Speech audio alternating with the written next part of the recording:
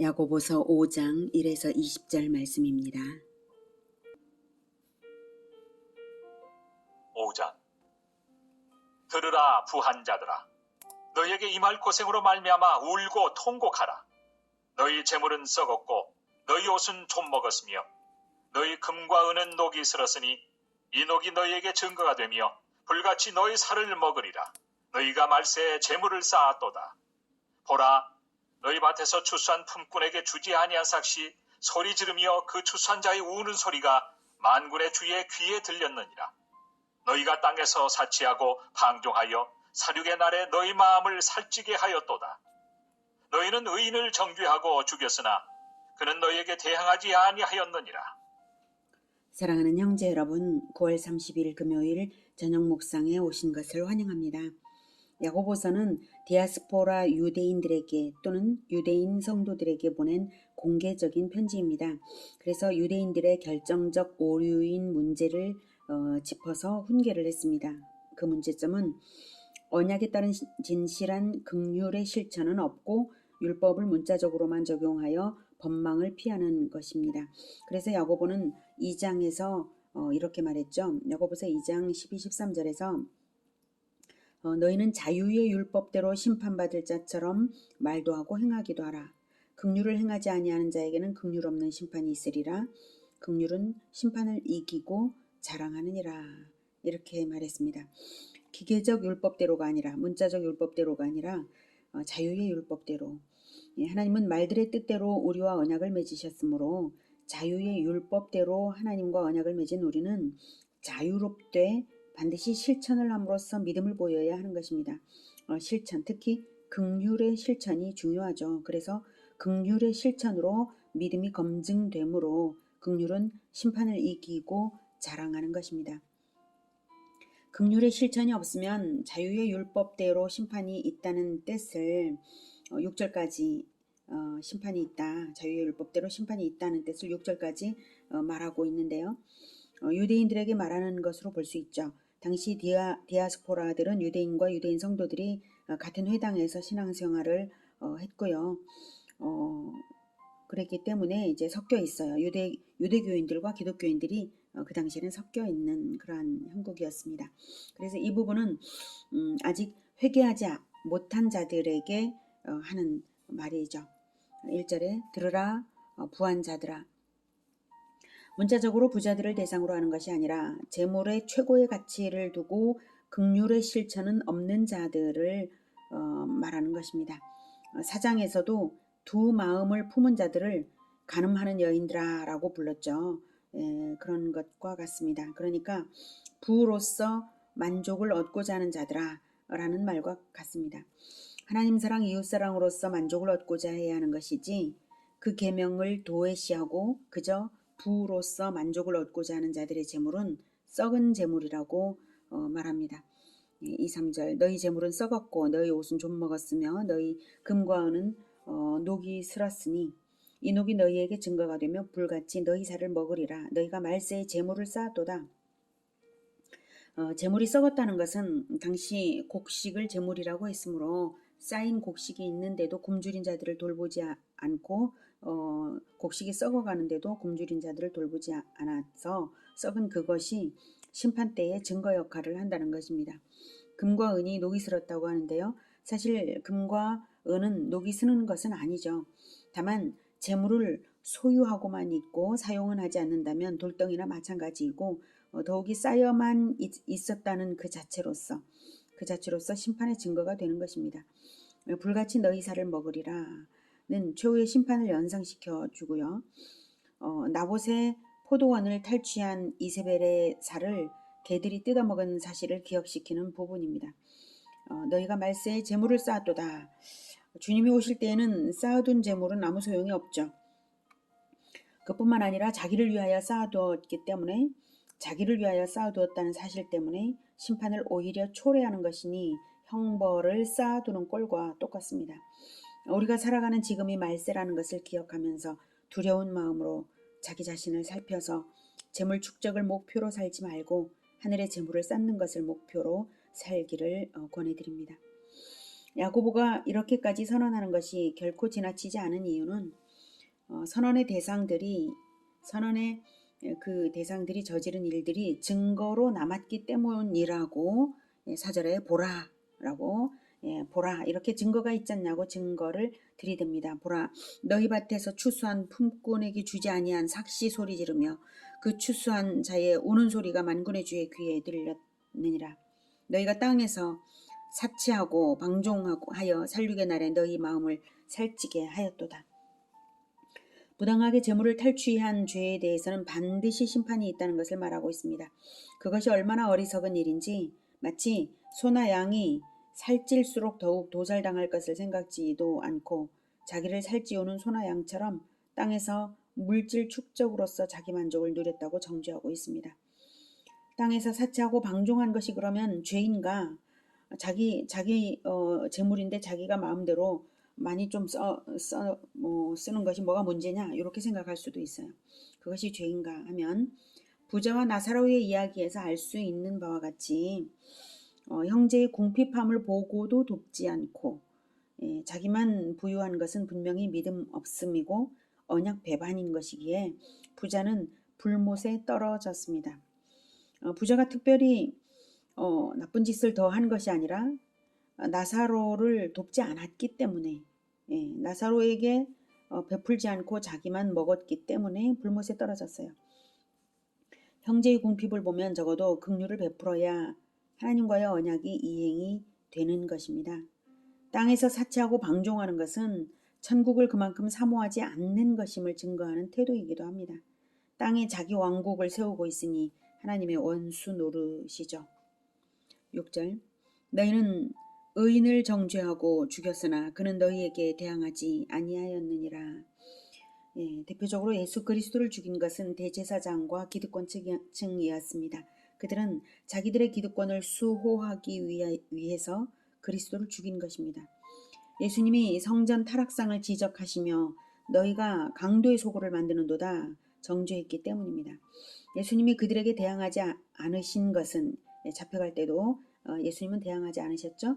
그것은 하나님께서 심판하실 것을 알기 때문이고 또한 자기 자신을 위해서는 그 어떤 능력도 사용하지 않으시고 오직 주권자 하나님께 모든 일의 결과를 맡겨드리는 겸손 때문이었습니다. 그러나 대제사장들은 자기들의 탐욕을 위하여 자기들의 권세를 사용하며 그리스도를 죽였습니다. 부가 늘어난다는 것은 한편 두려운 일입니다. 자기를 위하여 사용할 힘이 크다는 것은 두려운 일입니다. 이것을 알아야 합니다. 힘이 있으면 힘을 사용하게 되고 그 힘을 가진 자의 영혼이 진정 누구를 왕으로 섬기고 있는가에 따라 그 힘이 클수록 더 악한 일도 하게 되고 아주 착한 일도 하게 되는 것이죠. 하나님의 언약을 지켰는가 아니면 배반하여서 자기를 위했는가 그 사람이 그 힘을 가진 자가 누구를 왕으로 섬기고 있는가 하는 것이 나타날 것입니다. 언약을 지켰는가 자기를 위했는가 힘이 있을수록 그것이 더욱 극명하게 나타날 것입니다. 자기를 위하여 힘을 사용한다면 그는 자기 것이 아닌 것으로 자기를 위해 남용했기 때문에 심판을 면할 수 없는 것입니다. 그렇다고 힘없는 자들이 힘 있는 자들에 대하여 함부로 판단하고 원망하는 마음을 가져도 되는가 하면 그렇지 않습니다.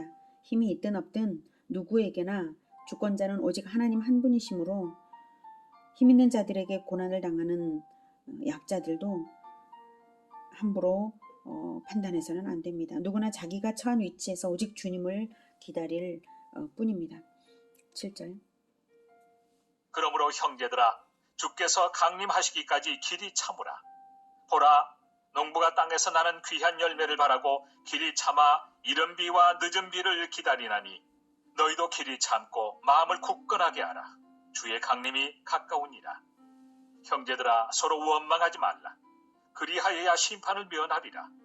보라 심판주가 문 밖에 서 계시니라. 형제들아 주의 이름으로 말한 선지자들을 고난과 오래 참음의 본으로 삼으라. 보라 인내하는 자를 우리가 복되다 하나니 너희가 욥의 인내를 들었고 주께서 주신 결말을 보았거니와 주는 가장 자비하시고 긍휼히 여기시는 이시니라.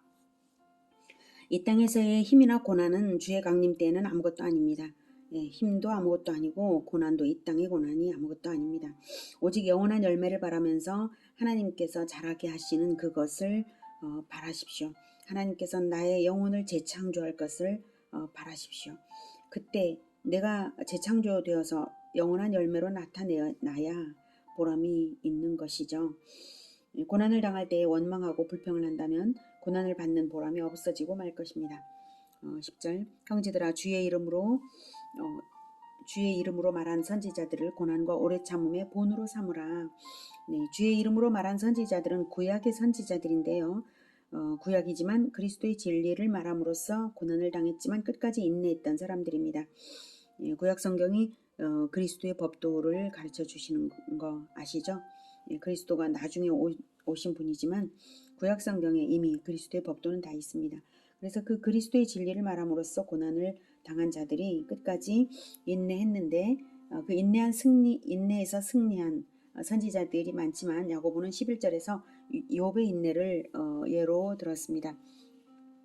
보라 인내하는 자를 우리가 복되다 하나니 너희가 욥의 인내를 들었고 주께서 주신 결말을 보았거니와 주는 가장 자비하시고 긍휼히 여기시는 이시니라. 욥을 대표로 제시하는 점은 주께서 주신 고난이고요. 또한 주께서 주신 결말이라는 점에서 대표로 제시되고 있습니다. 욥이 고난을 당하게 된 계기는 하나님께서 사탄에게 욥의 정직함을 하나님께서 자랑하셨죠. 그래서 사탄이 욥을 한번 시험해보라고 요구했습니다. 그래서 욥이 고난을 당하게 되었는데 즉 욥의 고난은 본인 자신이 결코 이해할 수 없는 고난을 당한 것인데요. 하나님의 영광을 위하여 당한 고난입니다. 그래서 인내를 잘하면 승리하는 것이죠. 오직 인내하기만 하면 하나님께 영광이 되는 그런 고난이었습니다. 비록 욥이 중도의 신세 한탄을 한 것은 사실이지만 마침내 욥은 고난을 통해서만 발견되는 하나님의 깊은 것을 깨달았습니다. 욥기 42장 5에서 6절을 보면 내가 주께 대하여 귀로 듣기만 하였사오나 이제는 눈으로 주를 배움나이다. 그러므로 내가 스스로 거두어드리고 티끌과 재 가운데에서 회개하나이다. 이렇게 말했습니다. 주께 대하여 귀로 듣기만 하였사오나 이제는 눈으로 주를 배움나이다. 그러면서 회개를 해요. 이제는 눈으로 주를 배움나이다. 백문이 불여일견이라는 말처럼 고난을 당하기 전에는 하나님에 대해 아는 정도가 귀로 듣는 수준 정도였는데 이제는 고난을 거치니까 눈으로 보아서 확연히 아는 것처럼 하나님을 대면하여서 그 표정을 보고 마음을 들여다보는 것처럼 하나님을 알게 되었으니까 이제야 신세 한탄을 했던 죄를 뉘우치고 진정으로 회개할 죄인임을 본인이 깨달았다는 것입니다. 그래서 회개합니다. 하나님이 이유 없이 자기를 고난 가운데 밀어넣으셨다고 생각을 했는데 이제야 자기가 고난을 통해서 재창조되고 있다는 뜻이죠. 욥이 고난을 통해서 인내로서 깨달은 그것은 바로 하나님께서 여전히 창조 사역을 하고 계신 분이시고 피조물은 창조주에게 아무 권리가 없다는 것이고 창조주에게 자기를 내맡겨서 고난을 통해 죄인인 자기를 재창조하시는 창조주께 주권자께 자기를 내맡겨 인내하는 것만이 할 일이지 피조물인 우리는 고난에 대하여 아무 주장도 회피도 할 수 없다는 사실 이것입니다. 오히려 고난을 사용하셔서 영혼을 재창조하시는 하나님의 뜻대로 재창조되는 그것을 고대하며 기다리고 감사해야 할 것입니다. 자기가 주권자가 아님을 알고 고난을 주실 권세가 하나님께만 있음을 하나님께 있음을 깊이 알아야 합니다. 그러므로 무엇을 맹세할 만한 주권 역시 우리에게는 없다는 것이 진실입니다. 12절 내 형제들아 무엇보다도 맹세하지 말지니 하늘로나 땅으로나 아무 다른 것으로도 맹세하지 말고 오직 너희가 그렇다고 생각하는 것은 그렇다 하고 아니라고 생각하는 것은 아니라 하여 정죄 받음을 미연하라. 맹세를 한다는 것은 무언가를 걸고 일종의 언약처럼 선언하는 것인데요. 자기의 것을 걸고 언약하는 건데 우리는 무엇인가를 내가 해결할 수 있을 것처럼 장담하며 무엇을 걸고 맹세할 주제가 될까요? 그럴 수 없습니다. 아무것도 내 것이 아니고 나 자신의 생명도 내 것이 아니므로 무엇을 걸 만한 아무것도 없기 때문입니다. 하나님의 계획을 우리가 알 수 없고 다만 비전을 제시하며 함께 주를 따를 수 있을 뿐입니다. 맹세로서 내가 주권자 행세를 해서는 안 되는 것입니다. 오직 어떻게 해야 할지를 이렇게 13절부터 권하고 있습니다. 너희 중에 고난당하는 자가 있느냐? 그는 기도할 것이요. 즐거워하는 자가 있느냐? 그는 찬송할지니라. 너희 중에 병든 자가 있느냐? 그는 교회 장로들을 청할 것이요. 그들은 주의 이름으로 기름을 바르며 그를 위하여 기도할지니라. 믿음의 기도는 병든 자를 구원하리니 주께서 그를 일으키시리라. 혹시 죄를 범하였을지라도 사심을 받으리라. 그러므로 너희 죄를 서로 고백하며 병이 나았기를 위하여 서로 기도하라. 의인의 간구는 역사하는 힘이 큼이니라. 엘리야는 우리와 성정이 같은 사람이로되 그가 비가 오지 않기를 간절히 기도한즉 3년 6개월 동안 땅에 비가 오지 아니하고 다시 기도하니 하늘이 비를 주고 땅이 열매를 맺었느니라. 네, 14절에 교회 장로들을 부르라 청하라라고 했죠. 이것은 목회자를 대표로 하는 지도 조직을 말하는 것입니다. 당시의 장로는 가르치는 장로, 즉 목사와 다스리는 장로를 다 통틀어서 장로들이라고 했습니다. 병든 자가 먼저는 하나님을 의지하라는 뜻으로 장로들을 청하여 기도를 받으라는 것이고요. 의사에게 가지 말라는 뜻은 아닙니다. 여기서는 지도자들의 믿음의 기도로 인해 병든 자가 구원을 받을 수 있기 때문에 의인의 간구는 역사하는 힘이 크기 때문에 혼자만 기도하기보다는 지도자들을 청하고 가르침을 받으며 죄를 회개하면 하나님께서 속히 병을 낫게 하실 것이고 또한 하나님의 더욱 기뻐하시는 뜻, 영혼의 재창조가 이루어지기 때문에 그러라는 것입니다. 그래서 의인의 간구가 역사하는 힘이 크기 때문에 부르고 그리고 또 병든 자 본인이 병들었을 때는 정말 기도할 힘도 없을 수가 있죠. 그리고 병들기까지 하나님께서 이제 그를 치신 것이기 때문에 이제 도움이 필요한 거예요. 중보기도를 공동체가 약한 자를 위하여 중보기도를 하라 이것입니다. 하나님께서 주시는 알 수 없는 고난은 인간 영혼의 재창조의 목적을 가지시고 주시는 것입니다. 지도자들에게 가르침을 받고 의인의 간구로서 믿음의 힘을 더욱 얻어서 변화를 받으라는 데에 초점이 있습니다. 엘리야를 예시하면서 교회 지도자들의 믿음의 기도가 힘이 있다는 것을 확증하면서 권하고 있습니다. 마지막으로 야고보 사도는 모든 성도가 공동체로서 가져야 할 자세를 권면합니다. 19절 내 형제들아, 너희 중에 미혹되어 진리를 떠난 자를 누가 돌아서게 하면 너희가 알 것은 죄인을 미혹된 길에서 돌아서게 하는 자가 그의 영혼을 사망에서 구원할 것이며 허다한 죄를 덮을 것입니다. 믿음은 끝까지 인내로서 지켜져야 하는 것이며 행실로서 증명되는 것임을 생각할 때에 공동체의 믿음의 형제들을 끝까지 지켜내는 것이야말로 누구나가 서로 협력하며 끝까지 해야 할 일입니다. 연약한 자를 돌보는 이유도 바로 구원의 진리를 떠나지 않게 하는 것이고 타인을 비방하지 않고 오히려 허다한 죄를 덮으며 이끌어오는 것도 다 공동체의 구원의 완성을 향하여 함께 가야 하기 때문입니다. 믿음의 행실로 나타나야 한다고 할 때 가장 먼저 가장 가까이 어떤 행실이 나타나야 되겠습니까? 하나님 사랑이 이웃 사랑으로 나타나야 한다고 할 때 바로 그 기본은 믿음의 공동체에 사람을 잘 붙어 있게 하는 바로 그 사랑입니다. 오늘은 야고보서 마지막 장으로서 5가지 교훈을 배웠습니다. 첫 번째, 불의한 부자처럼 재물을 쌓기 위해 살면 심판이 반드시 있다. 둘째, 주의 재림이 임박했으므로 고난을 참으며 형제간에 비방하지 말라. 셋째, 함부로 맹세하지 말라. 넷째, 질병이 있으면 공동체가 함께 중보기도하라. 다섯째, 허다한 죄를 덮으며 진리에서 떠난 형제를 돌아오게 하라. 이것입니다. 우리가 주권자이신 하나님과 언약을 맺은 자들이므로 언약에 합당하게 우리의 믿음이 이 모든 선한 행실로 나타나도록 살아가는 우리 모두가 되기를 기원합니다. 기도하겠습니다. 하나님, 우리는 누구나 연약합니다. 그리고 또 자기 인생의 주인이라고 착각하기가 쉽습니다. 우리가 주권자이신 하나님과 언약을 맺음으로써 그 믿음을 행실로 나타낸다고 할 때 오직 주님의 뜻을 따라 이웃 사랑하기, 형제 사랑하기를 먼저 해야 될 것을 잊지 않게 주님 도와주시옵소서. 우리가 그렇게 하겠습니다. 늘 우리를 인도하여 주시기를 원하오며 예수님의 이름으로 기도드립니다. 아멘.